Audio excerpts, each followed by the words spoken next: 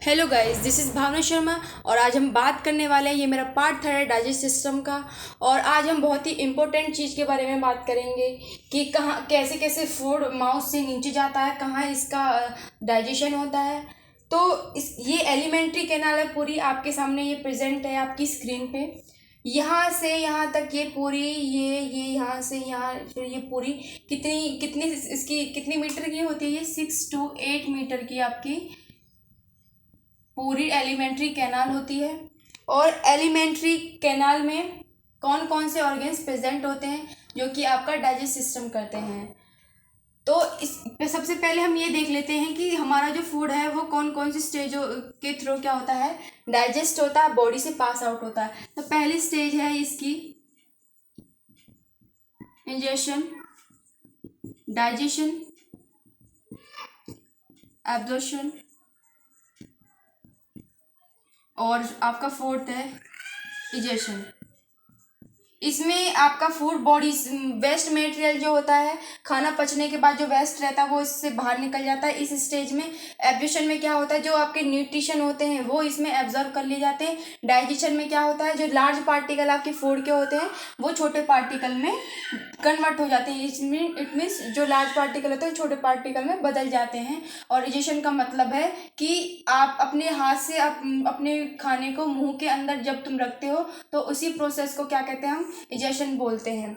तो इजेशन को हमने पहले पार्ट उसमें फर्स्ट में डिस्कस कर लिया था और सेकंड में ये मेरा पार्ट थर्ड है। तो इसमें हम ये देखेंगे कि स्टमक के अंदर कैसे डाइजेशन होता है और एलिमेंट्री कैनाल की लेयर्स कैसी होती हैं।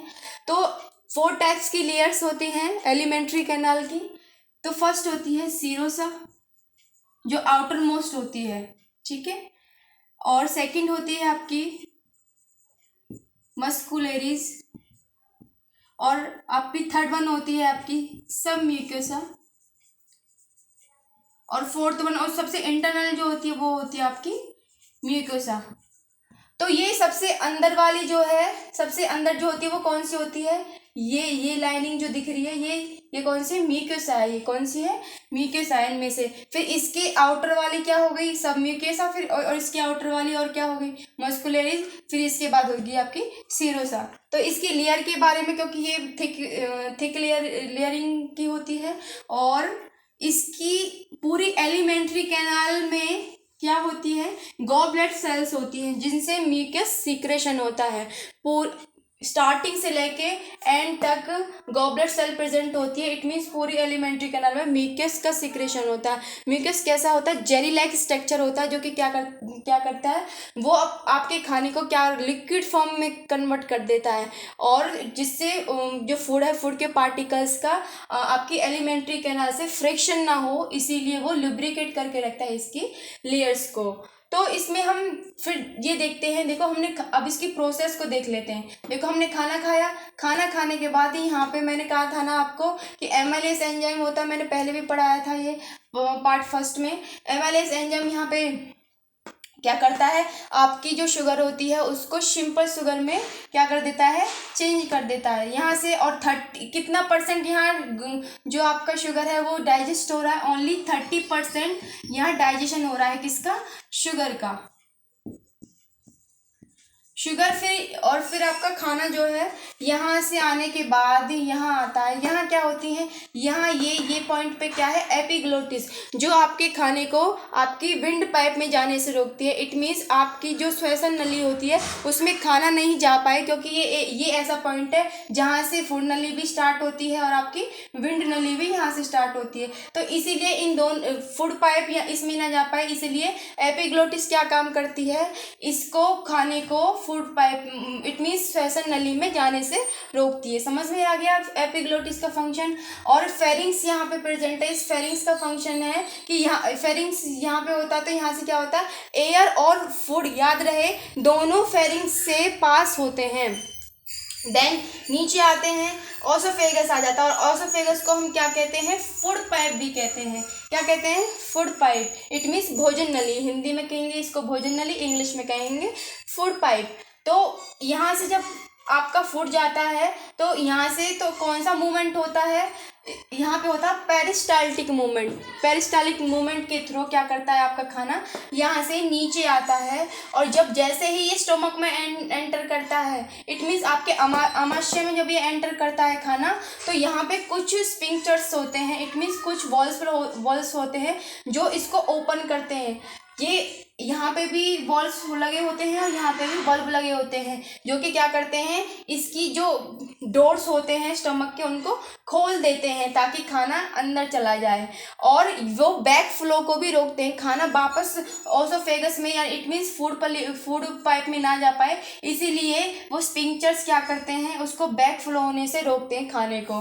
तो खाना अब हमारा इसमें आ गया। हमारे खाने में हम दाल लेते हैं, रोटी लेते हैं, तो उसमें प्रोटीन, कार्बोहाइड्रेट्स, फैट्स, ये सभी न्यूट्रिशंस होते हैं हमारे खाने में। तो सबसे पहले याद रहे, अगर कोई भी क्वेश्चन आता है कि सबसे पहले एलिमेंट्री कैनाल में प्रोटीन का डाइजेशन कहाँ होना स्टार्ट हो जाता है, तो सबसे पहले प्रोटीन कहाँ डाइजेस्ट होना स्टार्ट करती है, सो वो उसका आंसर होगा स्टमक। स्टमक में सबसे पहले प्रोटीन का डाइजेशन होना स्टार्ट कर देता है प्रोटीन। और स्टमक का मैं यहाँ पे आपको इसका डायग्राम बना के दिखाती हूँ।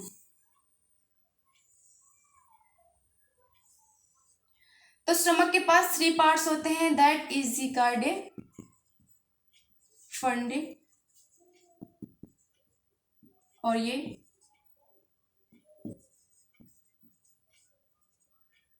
पाइलरी। तो इनका फंक्शन देखेंगे कि स्टमक से कौन कौन से जो आपके एंजाइम्स होते हैं, कौन कौन से सीक्रेशन होते हैं, यहाँ कौन कौन से न्यूट्रिशन का यहाँ पे क्या होता है, डाइजेशन होता है, ये भी हम देखेंगे। और सारे जितने भी डाउट्स हैं वो आज हम सारे क्लियर कर देंगे स्टमक से रिलेटेड। तो स्टमक के अंदर जो डाइजेशन होता है वो आपके प्रोटीन का होता है। प्रोटीन का डाइजेशन यहाँ कौन करती है, आपकी पेप्सिन एंजाइम करती है। और पेप्सिन एंजाइम कौन सी सेल से सीक्रेट होती है, पेप्सिन एंजाइम सीक्रेट होती है यहाँ पे चीफ सेल से। चीफ सेल क्या सीक्रेशन करती है, पेप्सिन एंजाइम को पेप्सिनोजन एंजाइम ही बोलते हैं, पेप्सिन एंजाइम का सीक्रेशन करती है। और पेप्सिन एंजाइम सिर्फ एक्टिव, अब ये कैसा है, इनएक्टिव है। एक्टिव सिर्फ कब रहता है, जब HCl सीक्रेट होता है, HCl की प्रेजेंस में ही क्या रहता है, ये एक्टिव होता है। अगर HCl अगर बॉडी में ना सीक्रेट हो स्टमक के अंदर, तो क्या होगा, आपका पेप्सिन एंजाइम नहीं सीक्रेट होगा, नहीं आपका जो प्रोटीन है वो डाइजेस्ट हो पाएगा। इसीलिए HCl वेरी इंपॉर्टेंट है। और मैं आपको एक न्यू चीज़ बताने वाली हूँ। आपने कभी सोचा है कि HCl बनता कैसे है, शायद आपको नहीं पता होगा और किसी ने बताया भी नहीं होगा, लेकिन मैं आपको बता रही हूँ कि HCl कैसे बनता है। और ये बहुत अच्छी प्रोसेस है, क्योंकि HCl किसी ग्लैंड से सीक्रेट नहीं होता है। HCl बनता कैसे, देखो, जब आपका पूरी बॉडी में ब्लड सर्कुलेट हो रहा होता है, तो ब्लड जब आपका रक्त जो है बॉडी में सर्कुलेट होता है, तो सर्कुलेट होने के बाद क्या होता है, वो जैसे ये क्या है, ब्लड वेसल्स है, ठीक है, ये ब्लड वेसल्स, क्योंकि पूरी बॉडी में ब्लड वेसल्स होती हैं, बहुत सारी मिलियंस ब्लड वेसल्स होती हैं। तो जैसे ब्लड वेसल्स यहाँ आती हैं, तो ब्लड वेसल्स के अंदर क्या होती है, ब्लड होता है, ब्लड के अंदर क्या होती है, प्लाज्मा होती है। तो प्लाज्मा के अंदर क्या होते हैं, प्लाज्मा के अंदर क्लोरीन प्लस आयन होते हैं। जब ये क्लोरीन प्लस आयन ब्लड के यहाँ पे आते हैं, तो यहाँ क्या प्रेजेंट होते हैं, यहाँ आपके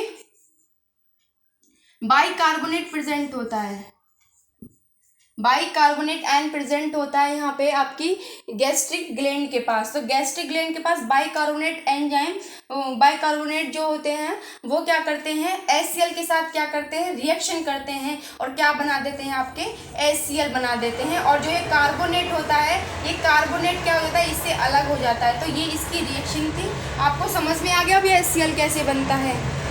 और ये काफ़ी मोस्टली किसी को पता ही नहीं होगा कि HCl बनता कैसे है, बॉडी में HCl ऐसे बनता है। अब आपको कोई डाउट नहीं होना चाहिए कि HCl कैसे बनता है।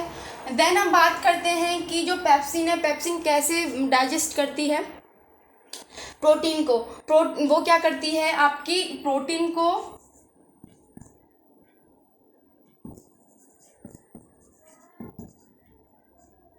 प्रोटीन के जो लार्ज मॉलिक्यूल्स होते हैं उनको स्मॉल मॉलिक्यूल्स में कन्वर्ट कर देती है। और यहाँ पे एक एंजाइम और होता है, उसका नेम है रेनिन एंजाइम, लेकिन वो हमारे अंदर प्रेजेंट नहीं होता, वो इन्फेंट के अंदर प्रेजेंट होता है। इन्फेंट के अंदर प्रेजेंट इसलिए होता है क्योंकि वो जब दूध पीते हैं, क्योंकि छोटे बच्चे खाना नहीं खा पाते, इसलिए उनकी जो दूध की प्रोटीन होती है उसको क्या कर देते हैं, वो कैसिनोजन प्रोटीन होती है दूध के अंदर, उसको कन्वर्ट कर देते हैं। कौन से एंजाइम?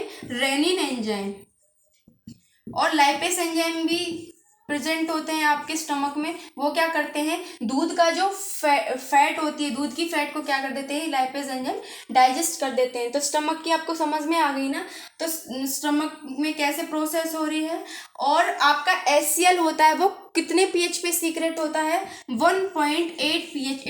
इट मीन्स ये क्या है, ये एसिडिक pH है। और ये देखेंगे हम कि गैस्ट्रिक ग्लैंड जो है, जहाँ से आपका पेप्सिनोजन एंजाइम सीक्रेट होता है, उसको कौन स्टिमुलेट करता है कि तू भाई अपना एंजाइम सीक्रेट कर? ऐसे ही थोड़ी अपने आप थोड़ी हो जाएगा वो, तो उसको कौन करता है? उसको करता है आपका हार्मोन। उस हार्मोन का क्या नाम है? गैस्ट्रीन। गैस्ट्रीन हार्मोन है जो क्या करता है, आपके गैस्ट्रिक ग्लैंड होती है उसको स्टिमुलेट करता है कि भाई अब तो अपना एंजाइम निकाल, पेप्सिन, और अपना म्यूकस निकाल, और हमें क्या करना है, हमें इसका डाइजेशन करवाना है। इसलिए गैस्ट्रीन जो एंजाइम है वो इसको स्टिमुलेट कर देता है। तो समझ में आ गया, गैस्ट्रीन हार्मोन भी इम्पोर्टेंट है स्टमक में जब डाइजेशन हो रहा होता है। तो यहाँ पे क्या करता है फूड, फिर क्या करता है, यहाँ म्यूकस भी प्रेजेंट होता है। म्यूकस क्या करता है, फूड के साथ मिल जाता है, मिक्स हो जाता है। और जब वो मिक्स होता है वो कैसे मूवमेंट से मिक्स होता है, with the churning movement. Churning movement बोलते हैं जब म्यूकस अपने हमारे खाने के साथ जब मिक्स होता है, उसको चर्निंग मूवमेंट बोलते हैं। और उस खाने को क्या बोलते हैं, जब वो म्यूकस और फूड जब दोनों आपस में मिल जाते